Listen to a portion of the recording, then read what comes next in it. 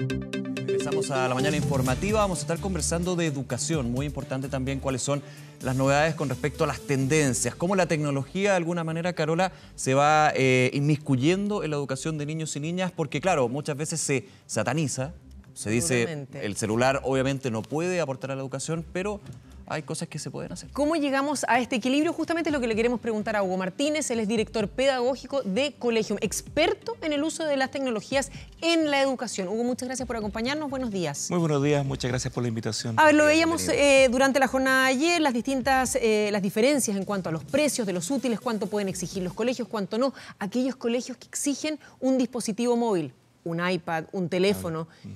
¿Cuán necesario es un dispositivo móvil? Por ejemplo, para nosotros, que en este caso con Nicolás, estudiamos sin haber necesitado aquello, más bien con libros y cuadernos. Pero si le pregunta hoy día a un estudiante de 15 años cuán necesario es para él contar con un dispositivo móvil conectado 24 horas, es esencial, es fundamental. Pero para la educación, esa es mi pregunta, porque esa hoy es la día, pregunta de fondo. Si uno le pregunta a un niño en esa época, ¿le gusta el colegio?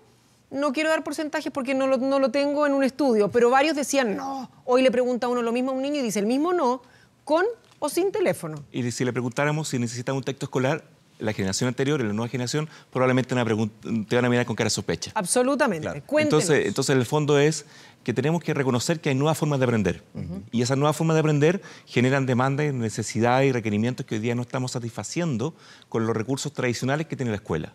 Y por eso surge esta emergencia. Ahora, esta demanda no debiera responder sin una estructura organizada y sin una planificación adecuada para que insertemos lo que insertemos, el acceso a la web, el uso de proyectores, el uso de pizarra digital interactiva o cualquiera de estos dispositivos que están hoy día llegando a la sala de clase sin un sentido pedagógico y sin ningún fundamento que permita que su uso responda a los desafíos más importantes que tienen que ver con la comprensión lectora, con el desarrollo del pensamiento matemático, la lógica, y ahí entonces surgen estas tendencias que hay que mirarlas más con el foco escolar, educativo, que no solamente con el foco tecnológico como novedad, como gadget o como solamente moda. Sí, de hecho hay 4 tendencias que ya están de a poco entrando y es bueno ir conociéndolas para también aplicarlas, por ejemplo, en la educación pública, tan importante ese tema. Una es la programación, que ya ha entrado desde hace un tiempo, que las clases se hagan clases de programación. Ahí se potencia lo que es el pensamiento lógico. ¿Cómo también ha sido el desarrollo de esto? Porque muchos decían programación, bueno, para hacer programas computacionales. No, finalmente también tienen muchas herramientas que le van dando a los niños, niñas y adolescentes. Efectivamente. Ahora hay que mirarlo desde el punto de vista de su funcionalidad. Lo que buscamos cuando insertamos lenguaje de programación, no buscamos que los niños se transformen en programadores, necesariamente. Lo que buscamos es que los niños resuelvan problemas concretos. Que el contenido de aprendizaje, que a veces es muy abstracto, de cosas que no sabemos qué utilidad tienen, tengan utilidad y los niños a través del procesamiento de un desarrollo lógico pueden resolver un problema concreto. Por eso es importante la robótica, la cibernética, pero fundamentalmente la metodología basada en proyectos. Estas escuelas y colegios que transforman con innovaciones y en vez de tener una asignatura de lenguaje y otra matemática, hacen un proyecto de algo que hay que resolver y entonces empezamos a encontrar herramientas que permiten que con tecnologías más modernas podamos responder a ese desafío. Me detengo un segundo, perdón, Caro, me detengo un segundo ahí. Entonces es lo mismo que a uno le han explicado sobre la matemática, que no es, o la física muchas veces, no es solamente que te aprendas de memoria la ecuación o la fórmula, sino más bien entender cómo funciona. Aquí es lo mismo, no es solamente saber el código binario, el que A más 0 más 1 va a ser tanto, sino entender y cómo llegar a una solución. Efectivamente, Nicolás. Aquí lo que nos importa es que con estas nuevas herramientas tú puedas entender el mundo que te rodea y puedas interactuar con ese contexto y en ese contexto generar aprendizajes nuevos. Hay muchas cosas, probablemente ustedes, nosotros, la gente que nos está viendo en sus casas, recuerda que contenido que pasó en el colegio que nunca más se utilizó, que probablemente no fueron pertinentes, ya sea porque no tenían vocación matemática o vocación humanista, pero fundamentalmente porque nunca lo aplicaron, nunca hicieron con ello alguna herramienta concreta. Lo interesante de la cibernética hoy día, entendido como el lenguaje de programación, la robótica, es que permite aplicar en contextos concretos elementos de esos contenidos. Hugo, pero ¿cuánto de lo que pueden aprender los niños en el colegio respecto de programación, robótica, etcétera, va a estar vigente aún cuando estén en el mundo laboral, por ejemplo? ¿Les va a servir o es como cuando uno estaba en el colegio aprendió el run de los computadores para programar y hoy de verdad que eso no sirve para nada? Acabo de botar el carnet al suelo y bien pisoteado. Yo también me acuerdo. Así que bueno, Nico, gracias. Soy del Encarta. Eso es fantástico. Sí, yo soy de la generación en que ojalá tuviéramos una enciclopedia dentro de la sala de clase. Absolutamente, Sí, claro. Mi carnet ya pasó a color sepia. Está todo voteando acá. A la biblioteca municipal había que ir a buscar la información. Lo importante hoy día es que tú pero aprendas. ¿sirve? Lo importante hoy día, más que los contenidos, es la forma como tú aprendes. Porque eso es lo que te va a acompañar toda la vida. ¿Ya? Probablemente los contenidos y el lenguaje.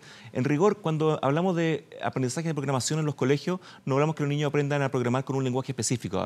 Lo que hablamos es que los niños tengan capacidad de desarrollo lógico para tomar un problema, desagregarlo, buscar una secuencia lógica y encontrar un camino de su respuesta. Eso te va a acompañar toda la vida, aunque no seas un científico de la computación, un ingeniero civil en computación, sino que tengas el pensamiento lógico para poder resolver problemas estructurales. Aprender a aprender hoy día es más importante, fundamental en los colegios, que la cantidad de contenido. Los contenidos están disponibles, por eso estas tendencias tecnológicas lo que buscan es reconocer que hay nuevas formas de aprender y aportar con nuevas formas de enseñar, para que podamos calzar esas nuevas formas de aprender con nuevas formas de enseñar. Hugo, ¿cómo se lleva a un equilibrio entre la capacidad que tiene un niño para poder relacionarse con la tecnología y la capacidad que desarrollamos en los jóvenes hoy, o que se busca tanto, que tengan relaciones interpersonales? Y a lo que voy es, cuando un niño se comunica hoy es con una carita, con un símbolo, con un dedo para arriba, con un dedo para abajo. Sí. En el mundo del futuro, esos contenidos de los cuales tú hablabas van a estar ahí disponibles, pero la capacidad de manejar un grupo, de ser líder, ¿va a estar disponible si los estamos concentrando en dispositivos? No sabemos exactamente lo que va a ocurrir con la tecnología y con la conducta humana y cómo esto va a seguir mediando. Hay amenazas y hay probablemente oportunidades. En el lado de las oportunidades, que es donde nos sentamos siempre en educación, y nosotros miramos los educadores, cómo podemos crecer con esto y cómo el contexto nos favorece, lo que encontramos es que estas nuevas formas de comunicar, con emoticons, que probablemente son arte más rupestre, que es la estructura lingüística que los profesores reconocemos como la estructura correspondiente, nos permite comunicarnos. Y lo que queremos favorecer es el acto de comunicarnos. Si un joven de 15 años hoy día sabe que puede comunicar emociones, sabe que puede comunicar sus expresiones, sus requerimientos, sus preguntas, sus dudas, tenemos un punto ganado. Ahora, luego de eso, estructuremos el lenguaje, pongamos la ortografía, pongamos la sintaxis, desarrollemos habilidades de liderazgo, veamos lo que es un lenguaje pertinente, cuándo aporta o no aporta, cuando comparte un meme en tus redes sociales, cómo distingue y tiene una capacidad crítica respecto a la información que estás recibiendo. Pero si no desarrollamos la habilidad y el gusto de comunicarse, los otros elementos que son herramientas instrumentales, que son elementos transversales, nunca los vamos a adquirir, nunca los vamos a aprender. Ahora, ¿cuál es el desafío de los profesores, las profesoras? Que yo creo que es altísimo, considerando que se están encontrando con tecnologías de la información que están ingresando a las salas de clase y ingresan más bien porque son los mismos alumnos quienes las traen. Son nativos digitales, no son de la generación del mouse, del clic, son generación del touch. ¿Cuál es el desafío también con este salto o diferencia generacional entre quienes quieren educar sobre las tecnologías de la información y quienes viven con ellas? Hay distintos desafíos, Nicolás. Yo creo que, mira, en colegio tenemos experiencia acompañando profesores en la adopción de tecnología. Y hay tres niveles que son fundamentales. Uno, cuando la tecnología te ayuda en tu desempeño, tú adoptas. Tú no adoptas porque eres tecnológico, porque te gusta el último celular o el último sistema operativo. Te gusta porque te hace más eficiente en tu desempeño. Y por tanto, los profesores, como cualquier profesional, como cualquier sujeto, van a adoptar tecnología en la medida en que les sea eficiente. Y hay un desafío para quienes estamos en el desarrollo, y desafío importante para la innovación, en que estas tecnologías se adapten. Segundo lugar, en que los profesores reconocemos que los aprendizajes, que los alumnos están aprendiendo de otra forma. Que cualquier alumno puede levantar la mano desde el fondo de la sala y decirme que el contenido que yo estoy pasando está obsoleto porque acaba de mirar una actualización en la Wikipedia. Claro. Por lo tanto, estoy desafiado a que mis estructuras de mediación sean mejores preguntas que mejores afirmaciones. Y eso es un cambio radical. Nosotros hemos apoyado mucha innovación y desarrollamos innovaciones en donde el cambio tiene que ver con el rol del profesor, que es un rol más facilitador, que un rol menos enciclopedista.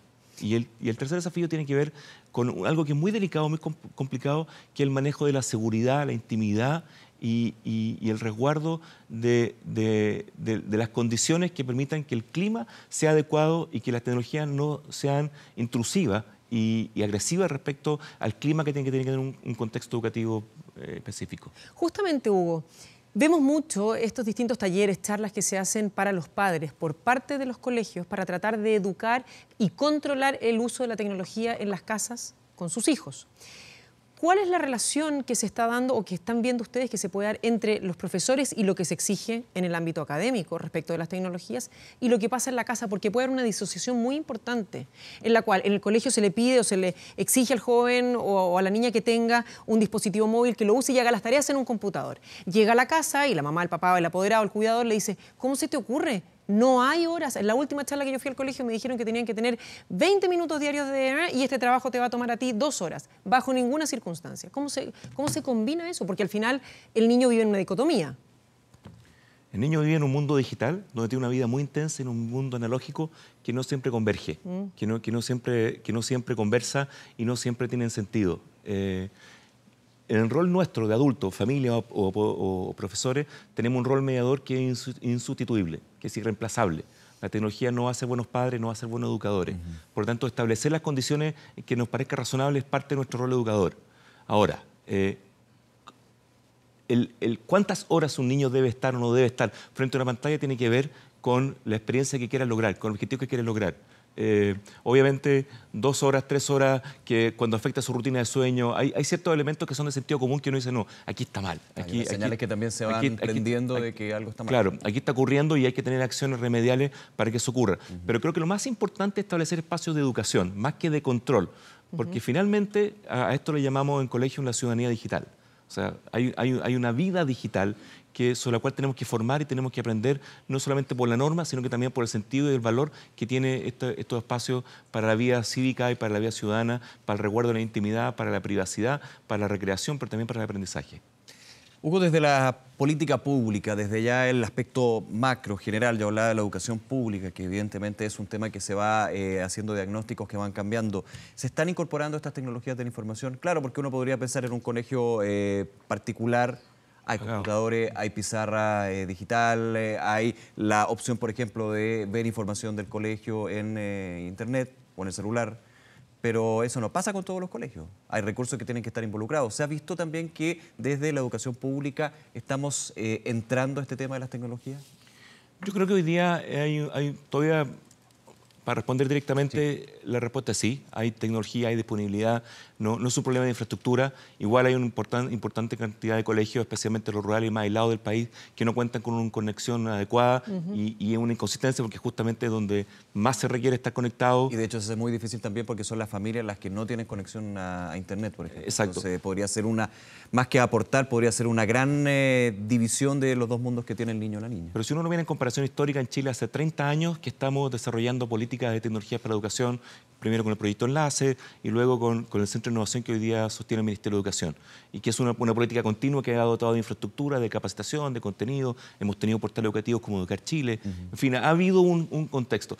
Nunca en la historia de la educación habíamos tenido tantos recursos para el aprendizaje como los que tenemos hoy día. Si antes la disputa era cómo llegábamos con bibliotecas de aula para cada colegio, hoy día ese no es un problema. Si antes la disputa era cómo llegábamos con contenido actualizado, ese no es un problema. Si antes no contábamos con suficientes recursos multimedia, no es un problema. El problema se llama la didáctica.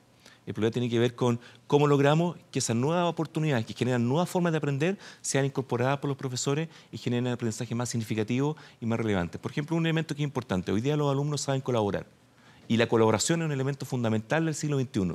En los aspectos laborales. Sin embargo, la colaboración no es una tendencia dentro de las planificaciones. Las clases, en general, lamentablemente, especialmente en la educación pública, tienden o siguen siendo frontales, tradicionales, de un profesor que expone, esta vez con un PowerPoint, pero que finalmente no genera interacción e intercambio. Los alumnos saben que pueden colaborar de una forma que no es explícita. Saben que si me falta algún material para la tarea de mañana, es cosa que entre en mi red social, que busque la tarea, que el resumen del libro lo voy a encontrar en Wikipedia, claro, etcétera. Pero no lo aprovechamos. La pregunta es cómo lo aprovechamos. Y la respuesta es, tenemos que innovar en la didáctica.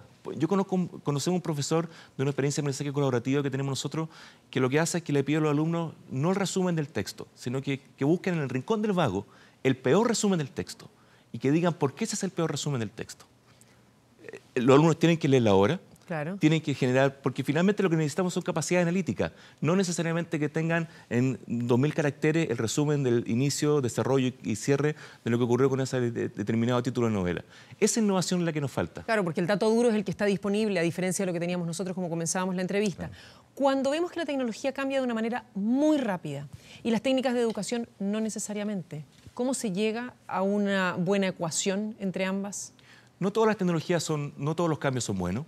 No todas las novedades además, porque además uno podría ir tratando de seguir los cambios tecnológicos y perderse en el camino porque una tecnología no fue muy buena o una nueva adaptación no fue la ideal. Y muchas veces los avances terminan siendo más bien retrocesos, si no se maneja bien el avance. Lo que manda acá son las necesidades. Lamentablemente, mucha innovación en educación se enamoran de la solución y no del problema. Nosotros creemos en colegio en que tenemos que enamorarnos del problema y comprometernos con el problema. Por ejemplo, nos parece un problema importante en educación es la evaluación. Si seguimos evaluando un papel y seguimos estandarizando la evaluación, generamos respuestas que no logran identificarnos. Nosotros apostamos por evaluación adaptativa, que puedan reconocer tu ritmo, tu estilo de aprendizaje y que puedan en tiempo real ofrecerte preguntas para poder darle mejor pista al profesor de cuáles son las decisiones que hay que tomar. Cuando las tecnologías se desarrollan para educación y no son adaptadas de otros circuitos, de otro ámbito, de otro mercado o de otro ambiente, sin duda alguna son mucho más pertinentes, mucho más eficaces. No hay que enamorarse del primer gadget que aparezca, sino que hay que enamorarse de aquellos que ofrecen solución a los problemas reales de la educación. Ahora, la carrera docente, ¿qué tan a la mano está? De nuevo, si hablamos de profesores que hoy día están sobrecargados, que no están bien valorados, que no tienen un buen reconocimiento desde el principio, como sí es en otros países, ¿cómo se les puede además exigir que se pongan al día con la tecnología, no solamente que la usen, sino que la enseñen o que la utilicen para enseñar? El promedio de edad de los profesores en Chile son profesores que nacieron con la tecnología. ¿No? Tenemos una generación de los docentes que están en el aula que son profesores que tienen redes sociales, que manejan sus cuentas bancarias porque además no pueden salir del colegio para hacer un trámite al banco, que evalúan sus créditos, en fin, que tienen una vida digital. Lo que pasa es que no necesariamente las tecnologías que disponen el colegio hablan con esas habilidades ni son estimuladas para integrarnos. Nosotros hablamos en colegio mucho de que lo que necesitamos en Chile, más que mucho más que tecnología, es más tiempo para educar. Tenemos que buscar tecnologías que le permitan a los profesores contar con más tiempo para el desempeño más clave, que no es tomar la asistencia, llenar informes, preparar libretas de comunicaciones para cada uno de los 40 alumnos que tengo en la sala de clase, sino que puedan tener más tiempo para mediar. En la medida que creemos nosotros ser una responsabilidad del contexto que ofrece recursos para los profesores, la tecnología y los profesores van a tener mayor nivel de adaptación. Eso no cabe duda que hay un desafío todavía importante en la carrera docente que permita que los profesores tengan experiencias más pertinentes de innovación didáctica y de experiencia en aula y menos teórica. Bien. Hugo Martínez, muchísimas gracias por haber venido a conversar con nosotros. Muy interesante. Muchas gracias a ustedes, un placer. Que esté muy bien. Que esté muy bien. Buenos días. Buenos días.